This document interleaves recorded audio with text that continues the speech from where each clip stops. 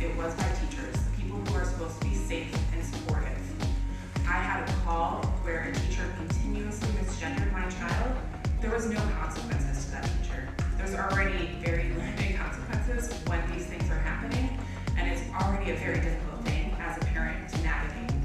I saw what happened from my kid being consistently misgendered and dead-named by teachers. I saw the self-harm it caused. We are in therapy. We have, my kid does not like school. They don't. They wake up, they don't want to go to school. A lot of times it is unfortunately because of how they've been treated by teachers. So I strongly encourage you to not pass this bill. Thank you. I know that we have a responsibility to provide a safe, robust learning environment for every student who shows up on our doorstep.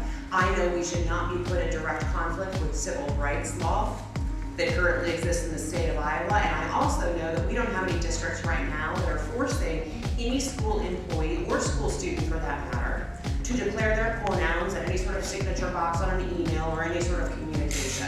Do some people ask for clarification? Yes. Can you opt out of providing that information? Yes, you can in the current environment, and we think that's the way it should stand. So I appreciate the conversation, but please don't pass this legislation. Help instead not put a chilling effect on this conversation, but help us all as a community, as a state, develop the tools so we can address these things better. Thank you. Bills introduced and a record number of bills moving, and those are all bad things for LGBTQ Iowans and particularly for LGBTQ youth. As I mentioned in several of these subcommittees, there's actually a mental health crisis going on with LGBTQ youth here in this state.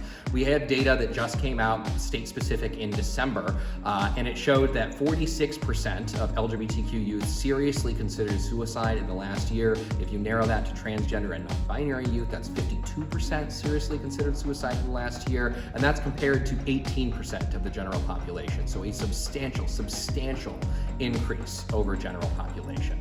We really have two choices when we have a statistic like that we're presented with. We can either take it very seriously and start addressing those issues and drop those suicide rates, or we can do what we're doing right now, which is exacerbate the problem and actually make it worse. Unfortunately, that's what this legislation does. It makes it worse. If these folks want these kids to graduate, lead happy, safe, successful lives, they would drop all this legislation immediately. It will lead to more suicides, more disproportionate impact on mental health rates, more kids dropping out, more kids having attendance problems. Across the board, we see metrics that demonstrate that this kind of legislation hurts kids. We're asking legislators to stop hurting these kids.